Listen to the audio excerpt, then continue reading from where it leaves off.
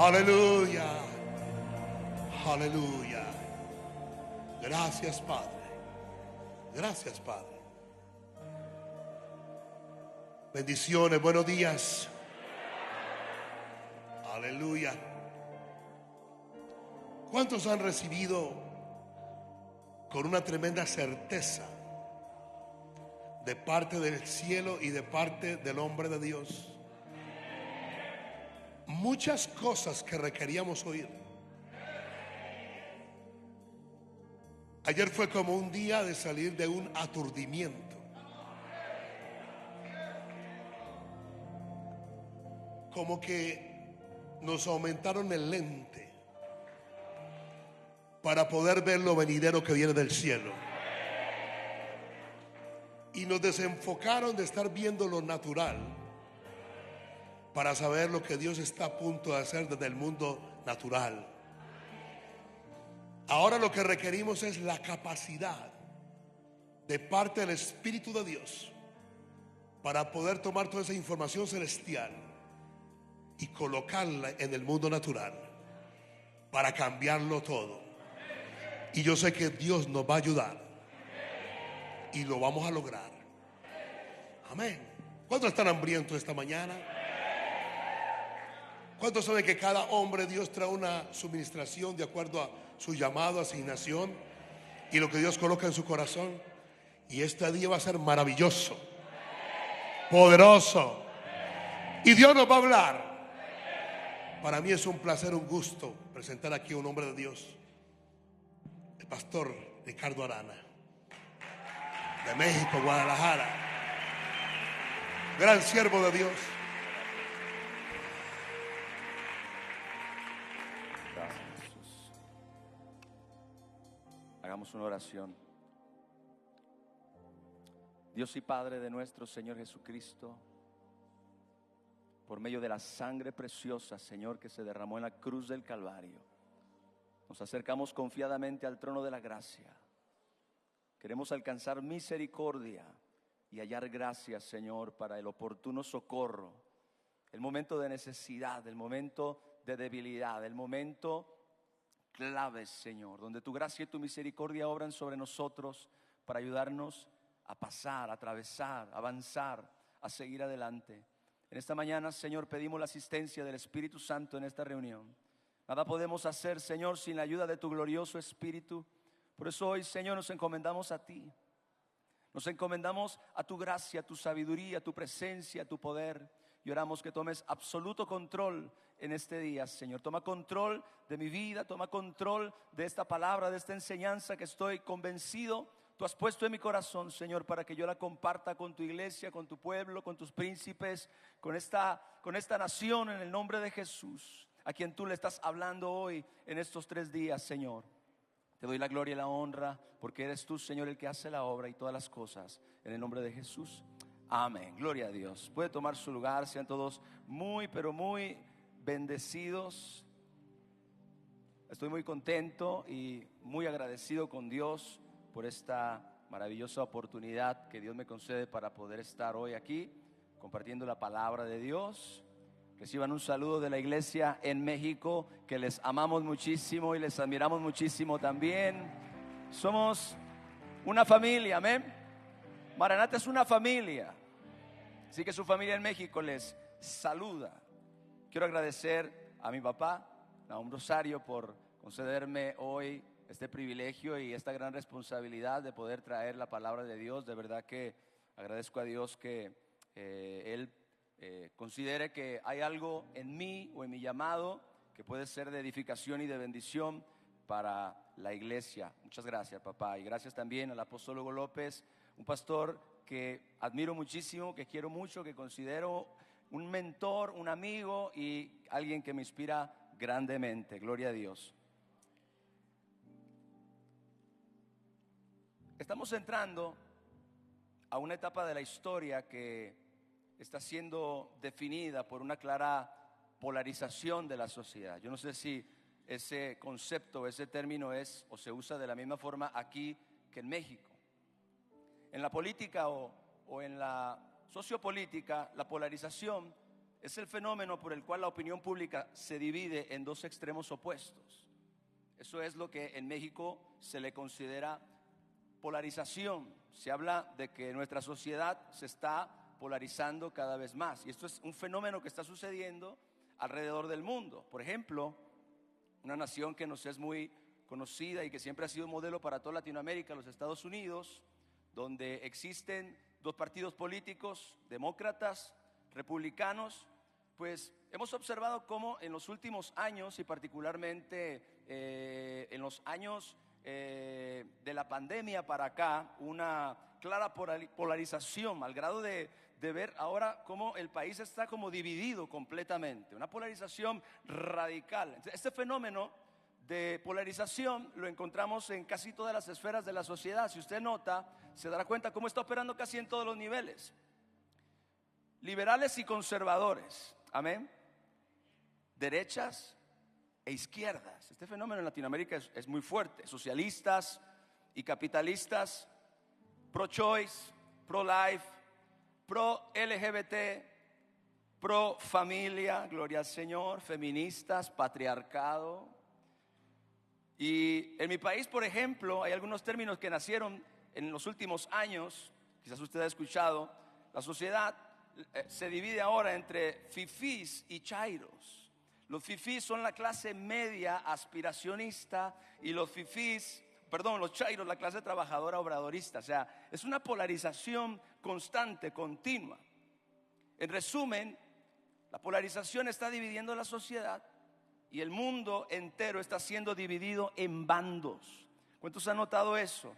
En bandos. Inclusive eso se ha ido como filtrando dentro de la iglesia, donde aún dentro de la iglesia hay ya como bandos en relación a temas como la política y otros aspectos de la sociedad. Y esto evidentemente pues está afectando, está fraccionando, está fracturando la sociedad de una manera muy, muy evidente y muy, muy marcada. El asunto es que es una estrategia que ha demostrado ser muy efectiva para promover intereses oscuros que existen detrás de los gobiernos mundiales. Alguien quizá podrá tacharme hoy de conspiranoico o lo que usted quiera, pero es cada vez más evidente porque el fenómeno se está reproduciendo exactamente igual en muchas partes del mundo, que polarizar es una estrategia efectiva para debilitar y para dividir la sociedad, convenciéndolos de que son o viven en bandos que son opuestos el uno del otro. Ahora, si alguien cree que he venido a hablar de política o de ideologías, tengo que decirle que definitivamente no. Sin embargo, estos fenómenos sociales que son más espirituales de lo que nosotros podamos reconocer, se están reproduciendo cada vez más, haciendo evidente que detrás de ello, más allá de lo que se ve a simple vista, está una operación, una estrategia demoníaca que se está filtrando en todos los niveles, incluyendo el nivel de la iglesia de Jesús. Esta polarización también es una estrategia de Satanás contra la iglesia de Jesús. Y si usted se imagina que la Biblia no habla de esto, está equivocado. Primera de Corintios capítulo 1 versos 10 al 13. Quiero leer la Nueva Traducción Viviente. Papá tocó este pasaje el día de ayer, pero quiero que lo usemos en esta línea de pensamiento. Dice la palabra de Dios: amados hermanos, les ruego por la autoridad de nuestro Señor Jesucristo que vivan en armonía. Esa palabra armonía es muy importante porque al menos en el ámbito de la música significa el poder combinar sonidos o notas musicales con el propósito de crear una melodía o crear un sonido dulce y coherente. Gloria a Dios. Esa armonía es importante.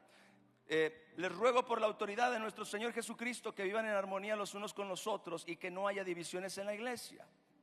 Por el contrario, sean todos de un mismo parecer, unidos en pensamiento y en propósito. Pues algunos de la casa de Cloé me contaron de las peleas entre ustedes, mis amados hermanos. Yo doy gracias a Dios que esta palabra Dios me la dio antes de escuchar cualquier cosa en estos días. Por si alguien está pensando que quizás esto surgió así, doy gracias a Dios que esta palabra vino antes de yo escuchar cualquier otro mensaje en esta convención. Pues algunos de la casa de Cloé me contaron de las peleas entre ustedes, mis amados hermanos. Algunos de ustedes dicen, vea esto: yo soy seguidor de Pablo, Otros dicen yo sigo a Apolos, o yo sigo a Pedro, o yo sigo únicamente a Cristo. Y esta frase en la Nueva Traducción Viviente me impactó muchísimo. ¿Acaso está dividido Cristo en facciones? Facciones significa bandos. Bandos significa polarización. Es exactamente lo que el apóstol está tocando en este pasaje. Dice, ¿fui yo, Pablo, crucificado por ustedes? ¿O fue alguno de ustedes bautizado en el nombre del Pablo? Por supuesto que no. Ahora, ¿se dan cuenta que esta estrategia demoníaca no es nueva? En primer lugar, ¿alguien dice amén a eso? Está sucediendo desde hace mucho tiempo.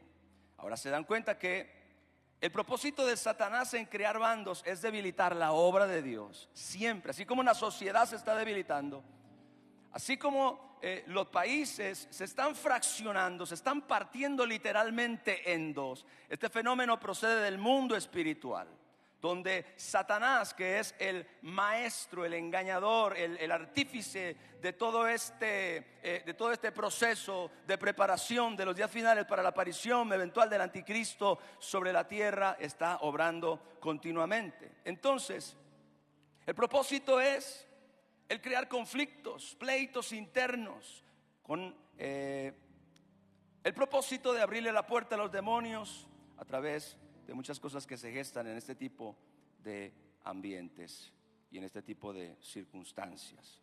Ahora,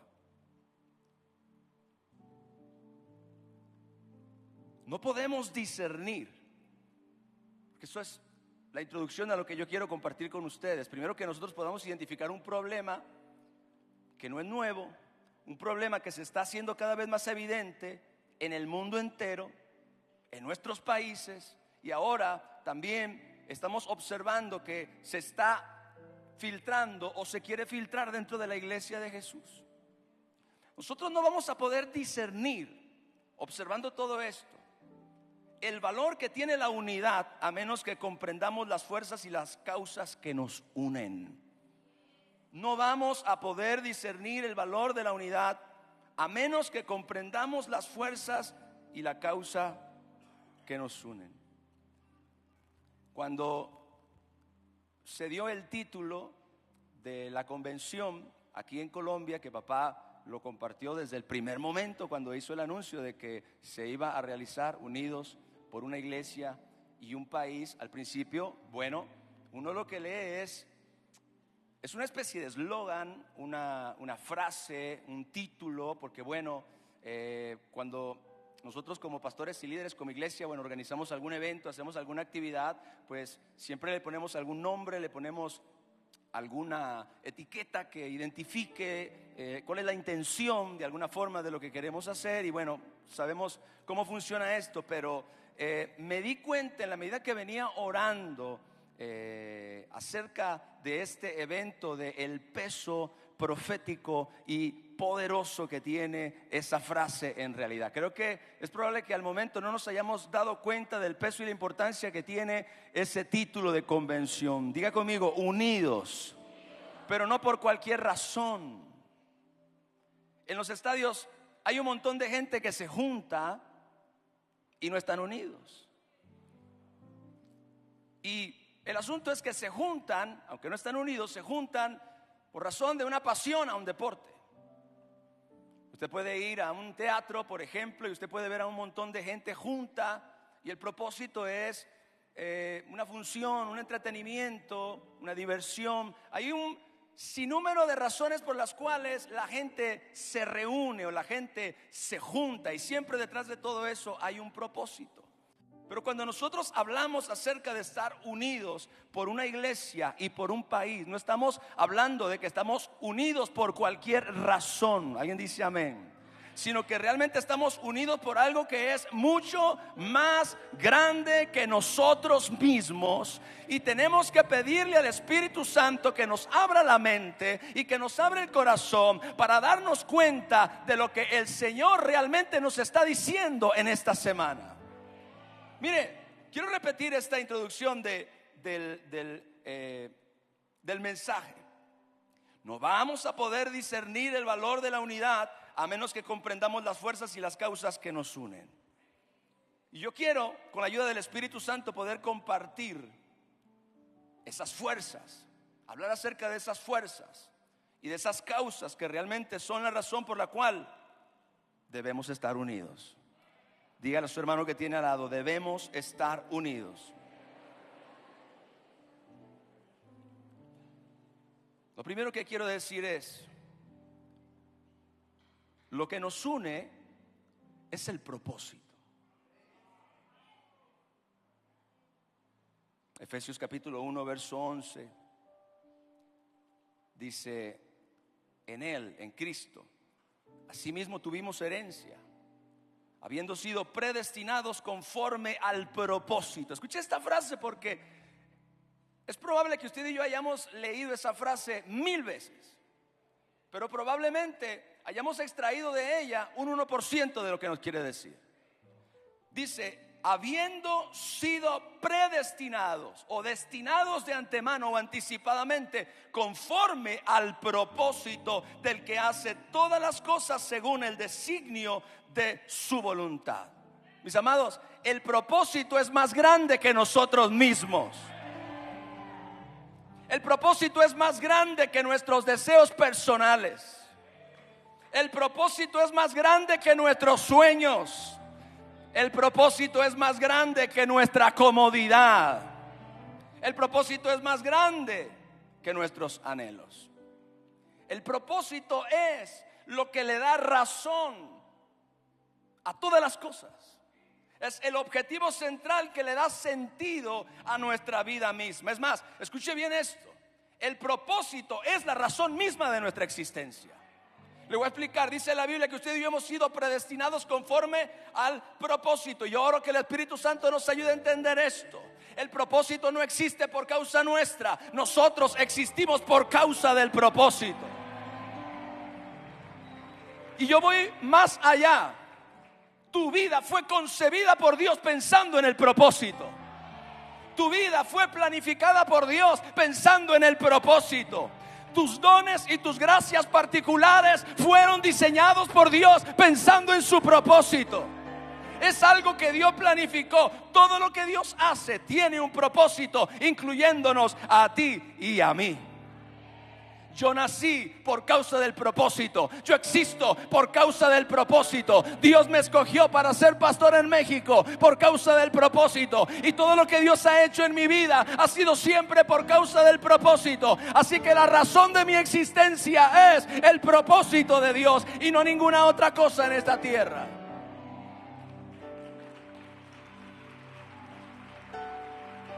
Yo quiero que... Siento el Espíritu de Dios. Quiero que meditemos en esto, iglesia. La convención, como le comentaba, fue titulada Unidos por una iglesia y un país. Ya esos dos elementos son mucho más grandes que cualquiera de nosotros en ese lugar. Una iglesia. Una iglesia. La iglesia que Cristo compró con su propia sangre. Un país. Una iglesia y un país. Ya solamente esos dos elementos son más grandes, son más importantes y tienen mayor peso que cualquiera de nosotros. Cualquiera de nosotros. Usted y yo somos llamados a llenar la tierra con la gloria de Dios. Quiero hacer una pregunta: ¿habrá algo de mayor valor o de mayor peso en la tierra que eso? ¿Habrá un propósito más importante que eso? Somos llamados a predicar al eterno Hijo de Dios. ¿Habrá alguien más importante de quien hablar en esta vida? Somos llamados a llevar a las personas al conocimiento del Dios todo. Oh Padre, me siento tan privilegiado de no tener que hablar de mí y poder hablar de Dios. Y poder hablar del que me salvó, y poder hablar del que me dio la vida, y poder hablar del que me amó y me rescató de mi pasado. Levanta tus manos. ¿Por qué no lo adoras? ¿Por qué no lo adoras? ¿Por qué no lo adoras? Me siento... Somos tan privilegiados, iglesia.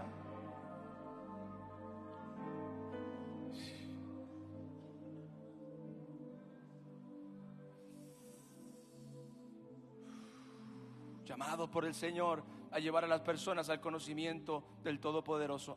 ¿Existe algo para lo que yo pueda vivir que sea más importante o que supere esta misión? Pero el principal enemigo del propósito es el egoísmo.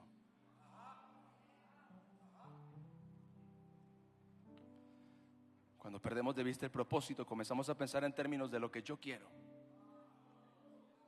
de lo que yo deseo, de mis metas personales o mis intereses particulares. Quiero decirle algo: esas cosas son demasiado pequeñas para compararlas con el llamado que Dios nos ha hecho. Lo segundo que nos une es el Espíritu Santo de Dios. Efesios capítulo 4 verso 3 dice: gracias, mi hermano, gracias. Solícitos en guardar la unidad del Espíritu. Escuche esto. Diga conmigo: la unidad del Espíritu en el vínculo o la conexión de la paz. La unidad es una obra del Espíritu Santo. Escuche bien esto, es bien importante. La unidad es una obra del Espíritu Santo, porque como le mencioné al principio del mensaje, estar unidos no es estar juntos. Podemos estar juntos y no estar unidos. Podemos estar juntos pero no estar unidos. Y estar unidos no es estar organizados tampoco. Estar unidos no es comunicarnos entre nosotros simplemente. La unidad es la fuerza espiritual que nos conecta más allá de lo natural. Nosotros no podemos ver, pero hay conexiones en el mundo del espíritu que existen, como las conexiones nerviosas eléctricas en el cerebro, neurona con neurona y célula con célula, y son conexiones ahí que envían impulsos eléctricos. Así en el mundo espiritual, los hijos de Dios y el pueblo de Dios están unidos entre sí y conectados con el Padre por medio del Espíritu Santo y de Cristo Jesús que mora dentro de nosotros. Mire, la unidad no se puede fabricar, se puede promover, pero no se puede fabricar, porque la unidad es una obra del Espíritu Santo de Dios que funciona y se desata cuando nosotros tenemos un corazón correcto para que esta opere. Podemos imitar la unidad, pero el Espíritu Santo jamás será engañado por lo que no es una realidad de nuestro corazón. Yo puedo estar contigo, ay. Yo puedo estar a tu lado, yo puedo tomarte la mano para orar, aleluya. Pero el Espíritu sabe cuándo mi corazón es realmente genuino. Repito, podemos fomentar la unidad, pero la unidad es una fuerza espiritual que nos conecta más allá de lo natural. Es el vínculo espiritual que procede de Dios y que obra en el corazón. Escuche bien, la unidad es una La unidad es una conexión de corazón a corazón. La unidad es una conexión de corazón a corazón. No hay otra clase de unidad que sea del Espíritu Santo. Todo lo demás es como la gente metida en el estadio apoyando un equipo de fútbol. Pero esa misma gente que gritan a favor del mismo equipo pueden al final del partido matarse a golpes por un pleito, aunque le vayan al mismo equipo.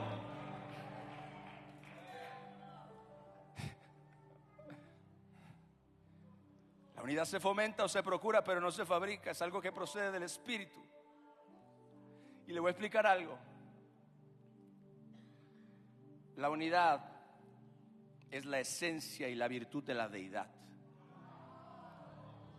¿De dónde viene la unidad? De tres personas: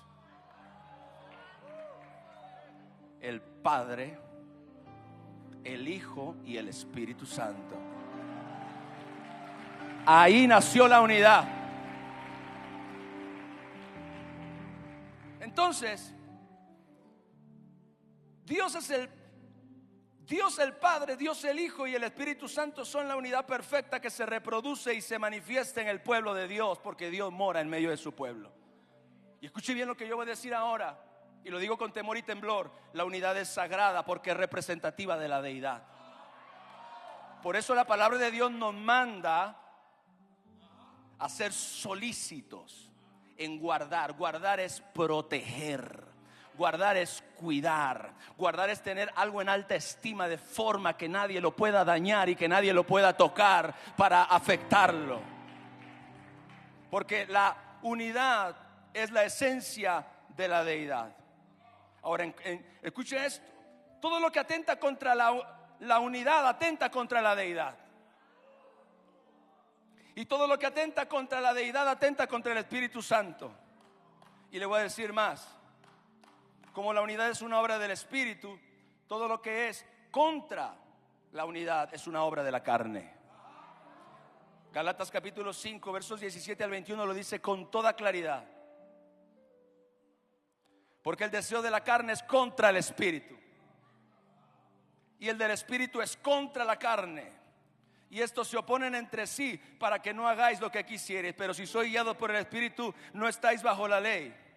Y manifiestas son las obras de la carne, mire, que son adulterio, fornicación, inmundicia, lascivia, idolatrías, hechicerías, enemistades, pleitos, celos, iras, contiendas, disensiones, herejías, envidias, homicidios, borracheras y orgías y cosas semejantes a estas, acerca de las cuales os amonesto, como ya os lo he dicho, que los que practican tales cosas no heredarán el reino de Dios. Escuche bien, de las 17 cosas que Pablo describe como las obras de la carne, seguramente existen más. 7 atentan directamente contra la unidad del Espíritu. 7 atentan contra la unidad del Espíritu. Las enemistades, los pleitos, los celos, las iras, las contiendas, las disensiones y las envidias. Quiero decirte algo y te lo digo con mucho amor, pero con mucha seguridad. No digas que eres guiado por el Espíritu si tu actitud atenta contra la unidad.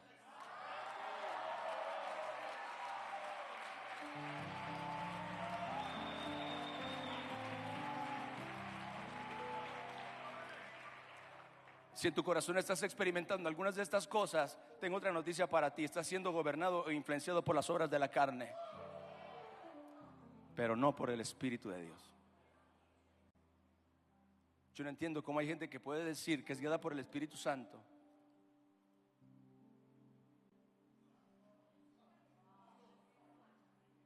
cuando su actitud está atentando contra la unidad del cuerpo. No me digas que eres guiado por el Espíritu de Dios cuando tu actitud atenta contra la obra que el Espíritu Santo construye desde el principio de la iglesia. El Espíritu Santo ha estado en la tierra trabajando para fomentar y para levantar y para crear y para conectar lo que mucha gente que dice que es guiada del Espíritu Santo está destruyendo.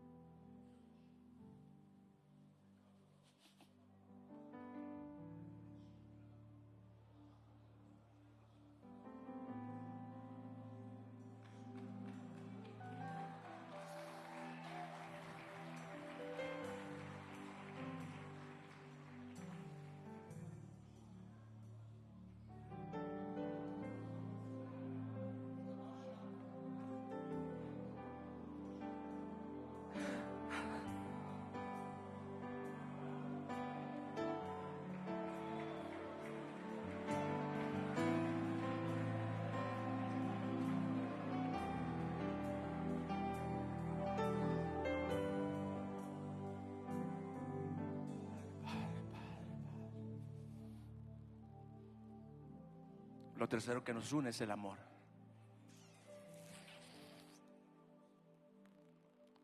Colosenses capítulo 2 versos 1 al 3 dice: vea el corazón de un hombre de Dios. Papá, te amo muchísimo. Te amo muchísimo. Mire cómo realmente uno puede encontrar el corazón de un padre, de un apóstol, de un hombre de Dios por todos lados en la Biblia. Porque quiero que sepan cuán gran lucha sostengo por ustedes. y por todos los que están en la Odisea, y por todos los que nunca han visto mi rostro, para que sean consolados sus corazones, unidos en amor. Diga, unidos en amor, hasta alcanzar todas las riquezas de pleno entendimiento. Nunca vamos a alcanzar todas las riquezas de pleno entendimiento a menos que estemos unidos en amor. Escúcheme, no vamos a poder alcanzar todas esas cosas maravillosas que Dios nos ha prometido. El apóstol dice, riquezas de pleno entendimiento que hay que alcanzar, pero que no podremos alcanzar a menos que usted y yo estemos unidos en amor, a menos que la iglesia, el pueblo de Dios, esté unido en amor. Alguien dice amén, aleluya. A fin de conocer el misterio de Dios el Padre y de Cristo, quienes por cierto están unidos, en quienes están escondidos todos los tesoros de la sabiduría y del conocimiento.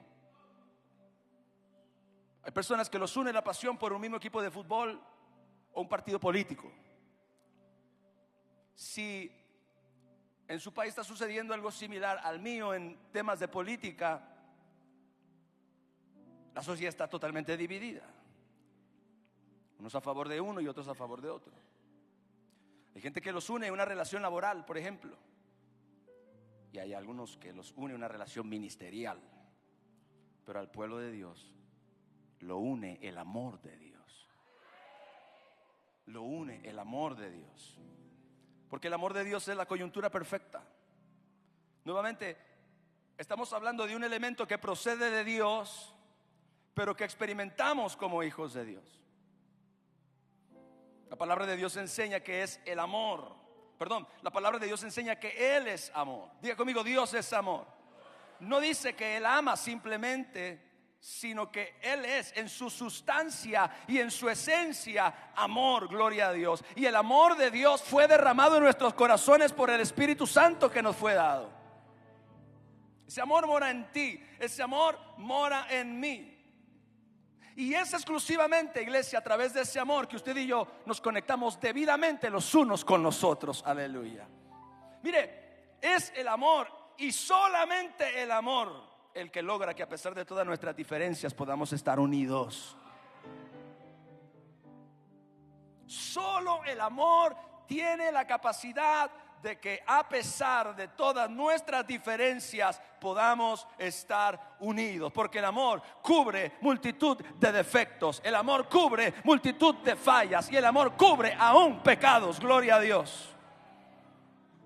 El amor es el que hace que nos aceptemos unos a otros como Dios nos acepta, gloria al Señor. Pero el amor es el que hace que nos perdonemos también como Dios nos perdona. El amor es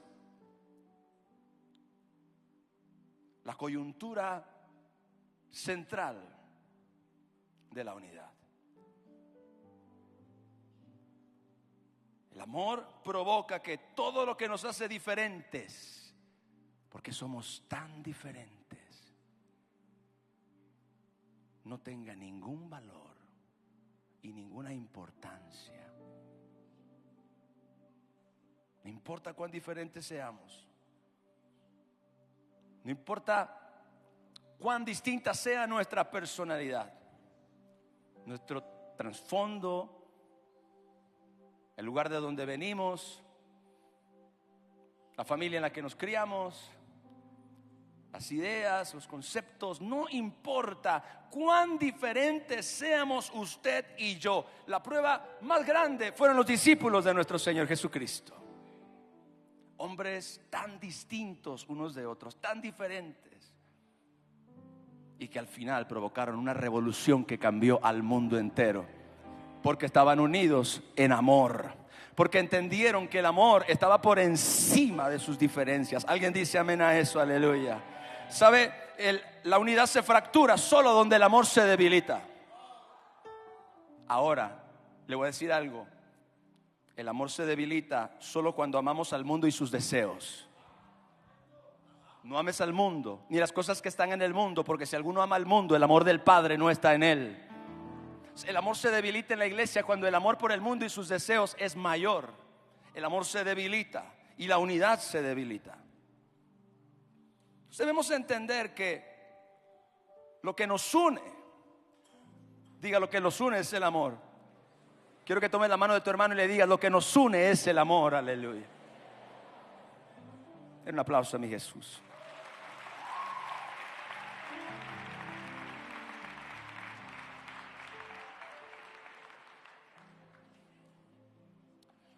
Número 4.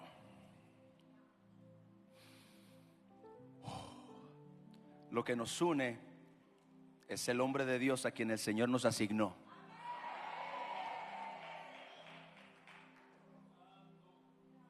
Primera de Samuel, capítulo 10. Vea esto.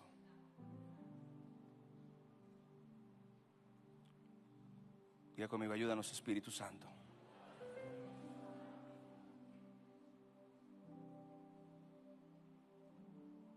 Permítame.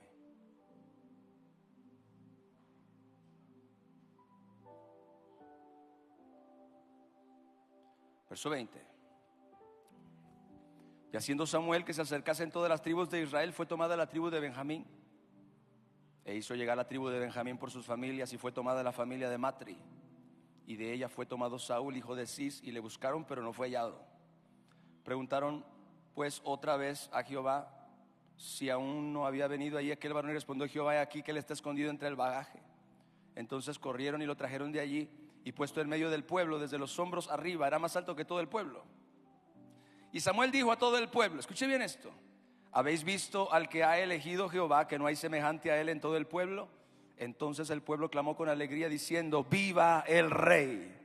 Samuel recitó luego al pueblo las leyes del reino y las escribió en un libro, el cual guardó delante de Jehová.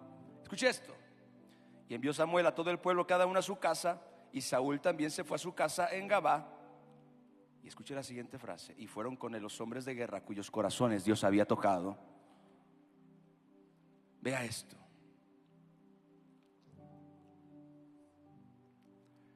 Fueron con él.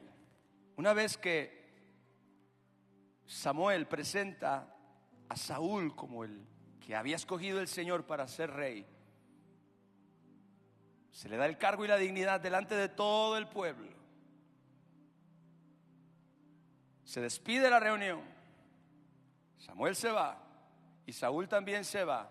Dice la Biblia que hubo un grupo de personas que Dios les tocó el corazón. Y esas personas no se fueron a su casa, siguieron a Saúl. Fue un grupo numeroso de gente que Dios tocó su corazón. Y Dios me habló esto: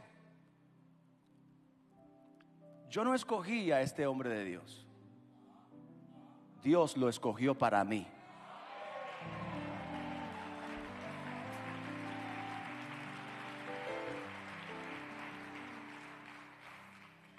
Dios lo escogió para mí.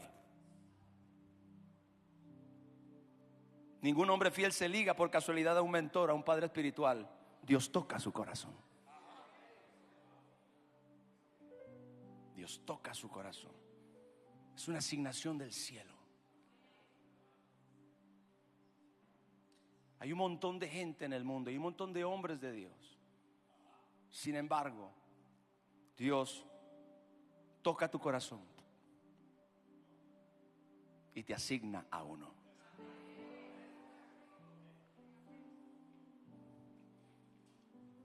Yo conocí a Dios a través de un mensaje de papá. Yo me convertí con un mensaje de papá. No fue en una iglesia, fue en un televisor. Fue en Estados Unidos. Terminó ese mensaje y yo estaba tirado en el piso después de haber vivido una vida perdida, de libertinaje, de drogas, de todo lo que ya sabe mucha gente. Mi vida cambió ese día, totalmente, radicalmente. Cambió de tal manera que al día siguiente ya no podía probar la droga.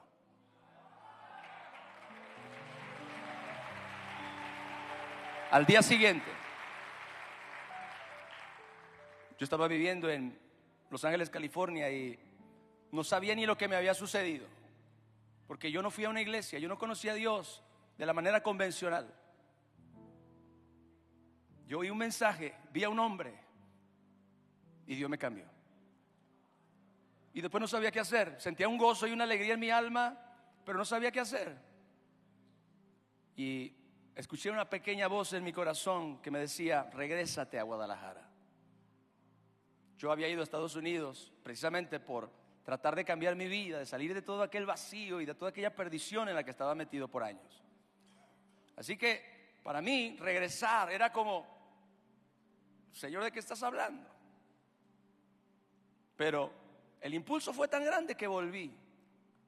Un día, mientras yo estaba decidiendo regresar o no, esa voz en mi corazón me decía: regresa a Guadalajara. Y yo decía dentro de mí: ¿por qué? ¿Por qué? Y un día simplemente escuché: quiero que les cuentes a todos lo que yo hice por ti, y que lo que puedo hacer por ti lo puedo hacer también por ellos. Y regresé y busqué a todos mis amigos de la parranda y les comencé a hablar acerca de Jesús. Y entonces tenía unos familiares, un tío y una tía, que siempre me habían hablado de Cristo. Yo tenía el cabello hasta acá. Era un rockero y tocaba en una banda de rock, por cierto. Y me hablaban y me decían: vamos a la iglesia, vamos a la iglesia, vamos a la iglesia. Y yo me burlaba y decía: Dios ni existe. Dios ni existe. Me arrolló como un camión ese día mirando ese mensaje. Yo siempre digo esto: yo no sé cómo hay gente que dice que tuvo un encuentro con Dios y parece que nada le pasó.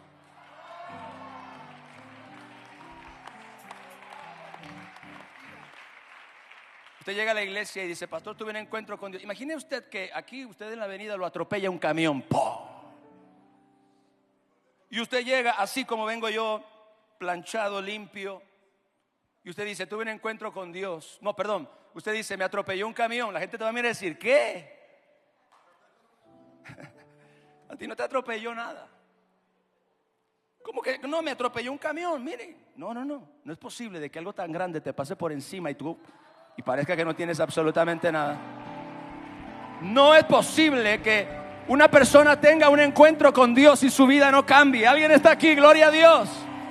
No es posible que tú tengas un encuentro con Dios y sigas siendo la misma persona que eras antes de encontrarte con Él. Yo te puedo decir que hay un Dios tan grande, más grande que un camión, que cuando te pasa por encima, tu vida nunca será la misma.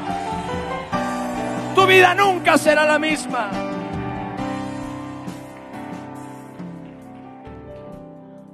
Alguna gente lo que los atropelló fue una bicicleta. Y de las de rueditas en la llanta de atrás. Porque no ha cambiado nada.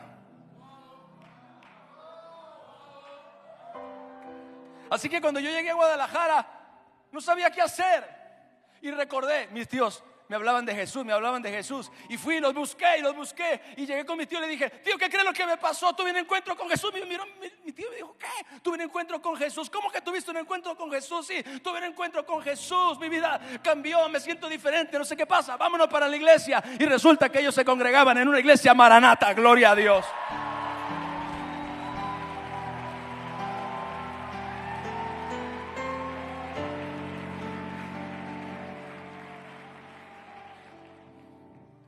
Cuando regresé de Estados Unidos, busqué trabajo en la música y comencé a trabajar con un artista de mi ciudad o de mi país. Yo empecé a ir a la iglesia y entonces un día me comenzaron a dar unos cassettes. Yo tenía que viajar durante toda la semana tenía que viajar el fin de semana y solo regresaba entre semana. Y entonces me decían: llévate estos cassettes para que escuches cassette mientras vas a trabajar. Y entonces me dieron un cassette donde parece que en ese cassette nació la canción Poséeme, Espíritu Santo. Entonces yo estaba escuchando ese mensaje y de repente reconocí la voz. Yo estaba impactado, dije: este es el mismo hombre que yo vi en la televisión. Y entonces yo regresé y yo les dije: ¿quién es este hombre? Me dicen: él es el director y él es el fundador de la iglesia del Ministerio Maranata. Ese fue el hombre que me predicó la palabra, les dije. Ese fue el hombre que cambió mi vida. Y comenzaron a darme libros. Me enseñaron la foto de atrás que venía en los libros confrontando a Satanás. Este era, sí, exactamente ese era. Y entonces, desde el 2001 y hasta el 2011, sirviendo a Dios, comencé a pastorear en el 2006. Y en el 2011 hubo un asunto en México muy fuerte, donde papá tuvo que tomar una decisión de una manera sabia, elegante. Había un cambio, había sucedido algo en México. Mire, se habían creado los bandos. Estaba fraccionado el ministerio por razón de un liderazgo que estaba usando su posición para atraer la gente hacia él. O sea, había como una cosa ahí fea, y entonces eso tuvo que terminar. Pero yo recuerdo ese día cuando papá tomó la decisión y habló con todos los pastores en el país. Y entonces él dice: yo me salgo, si alguno me quiere seguir, adelante, los que se quieran quedar se quedan. Yo lo tuve claro, y cuando iba saliendo, el líder anterior me dice: ¿qué vas a hacer? Y yo le dije: pastor, yo vine a Cristo y yo llegué a este ministerio, y mi vida ha sido cambiada por causa de ese hombre de Dios. Perdóneme, pero yo me voy con él. ¿Por qué? Porque Dios tocó mi corazón. Y así Dios toca el corazón para asignarte a un hombre. Alguien está aquí, gloria a Dios, aleluya. Mire, detrás de todos los ministerios de impacto en el mundo y detrás de todo hombre de Dios exitoso hay un mentor y hay un padre espiritual. Esto es una ley, es un principio que nunca está ausente. Detrás de un José hay un Moisés, detrás de un Eliseo hay un Elías, y detrás de un Timoteo hay un Pablo. Un hombre de Dios dijo una vez: muéstrame la persona que tú honras y te diré hasta dónde vas a llegar en tu ministerio.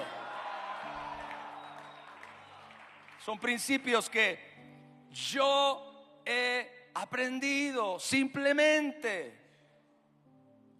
¿Por qué Dios diseña esto así? Porque Él cuida nuestro corazón. El que ya no quiere honrar, Satanás le llenó de orgullo y de arrogancia el corazón.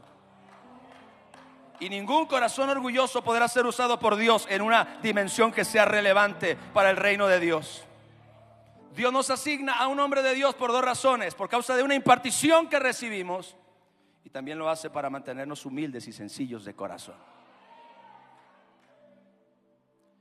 Y mi último punto: lo que nos une es Cristo.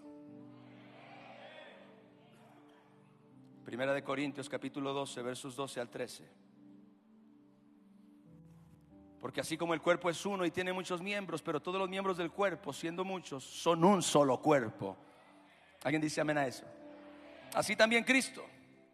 Porque por un solo espíritu fuimos todos bautizados en un cuerpo, sean judíos o griegos, sean esclavos o libres, y a todos se nos dio a beber de un mismo espíritu. Diga: somos el cuerpo de Cristo. Esa es la razón por la cual la iglesia no es una organización. La iglesia es un organismo, y es un organismo vivo. Somos el cuerpo representativo de Cristo en la tierra, unido por los vínculos y lazos que ya antes les mencioné. El Señor Jesucristo dijo en Juan 17, 20 y 22: mas no ruego solamente por estos, sino también por los que han de creer en mí por la palabra de ellos, para que todos sean uno, estén unidos como tú. Escuche bien, siempre usa la deidad, siempre usa la unidad entre el Padre, el Hijo y el Espíritu para ejemplificar de lo que Él está hablando, para que todos sean uno como tú, oh Padre, en mí y yo en ti, que también ellos sean uno en nosotros, para que el mundo crea que tú me enviaste. La gloria que me diste yo les he dado para que sean uno, así como nosotros somos uno. ¿Alguien dice amén? Mire, el Señor Jesús le rogó al Padre para que la unidad del cuerpo en la tierra fuera una reflexión de la unidad de la deidad en el cielo, teniendo la gloria como pegamento, porque Él dice que la gloria que me diste yo les he dado para que sean uno. Así que la gloria es el pegamento que nos une, aleluya. Dile a tu hermano de al lado: la gloria es el pegamento que nos une, aleluya. Y lo que esa unidad forma aquí abajo es precisamente el cuerpo. Escuche bien esto por favor. Lo que esa unidad forma aquí abajo en la tierra es precisamente el cuerpo de nuestro Salvador y Rey. Esto es bien importante. Hay algo más asombroso que esto. La unidad forma un cuerpo, y el cuerpo que se forma es el de Cristo. Con razón Pablo decía: ya no hay judío ni griego, ni varón ni mujer, ni esclavo ni libre. Todos nosotros, y eso significa unidad, somos el cuerpo de Cristo. Y quiero compartir un misterio con ustedes. Era misterio para mí, quizá para usted no, pero era misterio para mí. Cristo comenzó la obra y Cristo la va a terminar. Míreme bien. Diga, Cristo comenzó la obra y Cristo la va a terminar. ¿Qué quiero decir con esto? Que este cierre profético que Dios manifestará en estos últimos tiempos será con Cristo. Cristo comenzó y Cristo lo termina. Y lo que comenzó con un cuerpo físico lo termina con su cuerpo místico. Su cuerpo místico son todos los santos que han creído en Jesús en la tierra y que ahora ellos son el cuerpo de Cristo. Cristo comenzó en un cuerpo, pero terminará en su cuerpo místico la obra en la tierra. Ese cuerpo místico de Cristo es la unidad de todas las personas salvas en Cristo sobre la tierra. Por eso, escúchame bien, iglesia.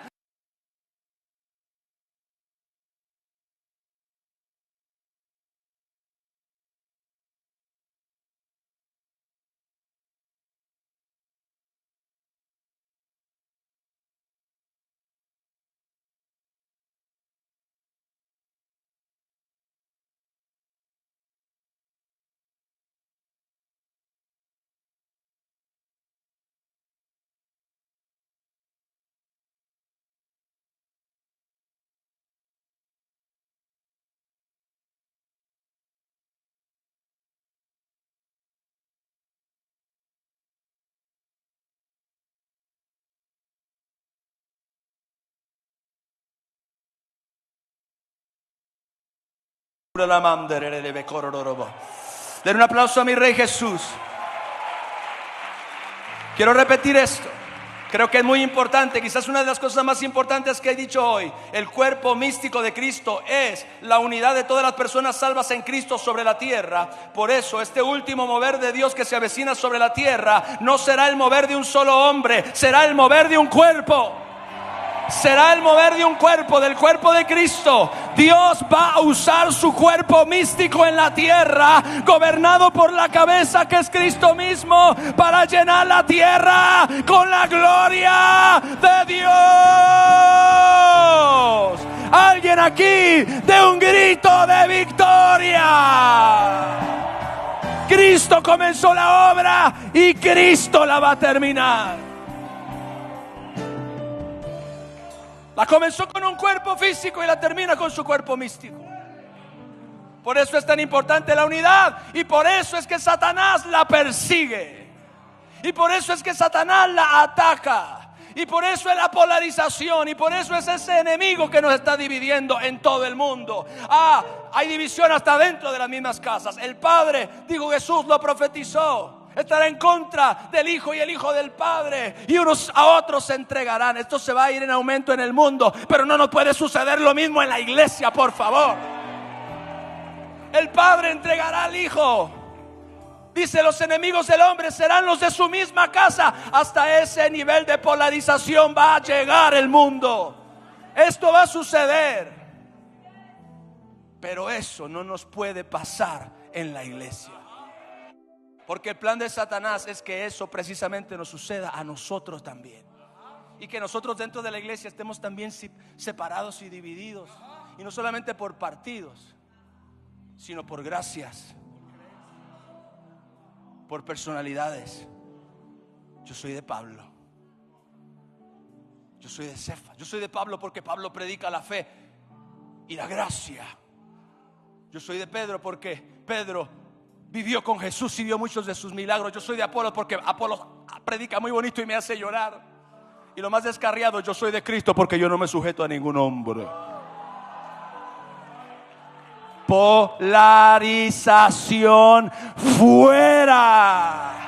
Diga, demonio, división, desavenencia, celos, iras, contiendas. Demonio, demonio. Levanta un clamor por la unidad ahora. Ponte de pie, ponte de pie, ponte de pie, vamos.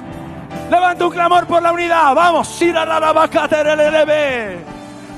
Hermano, ayúdame a orar por eso, vamos. Ayúdame a orar, vamos.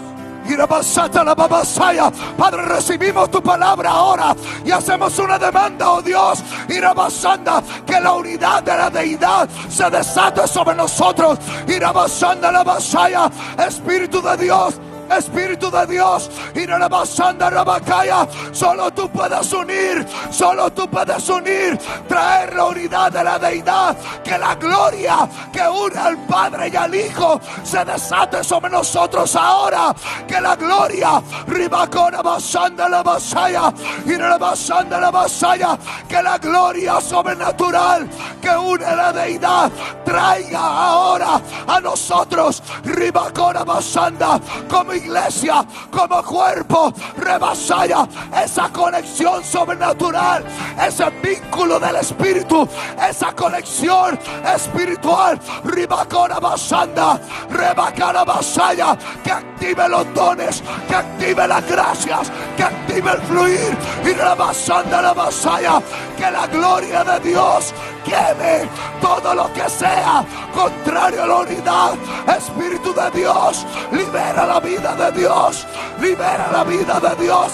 Espíritu de Dios, obra ahora, obra sobrenaturalmente, que el cuerpo místico de Cristo se levante, que el cuerpo místico de Cristo se levante, que los depósitos espirituales que tú has puesto en apóstoles, en profetas, en evangelistas, en pastores, en maestros, en ancianos, en ayudantes y de la Masaya se unan, Ribacana Masaya.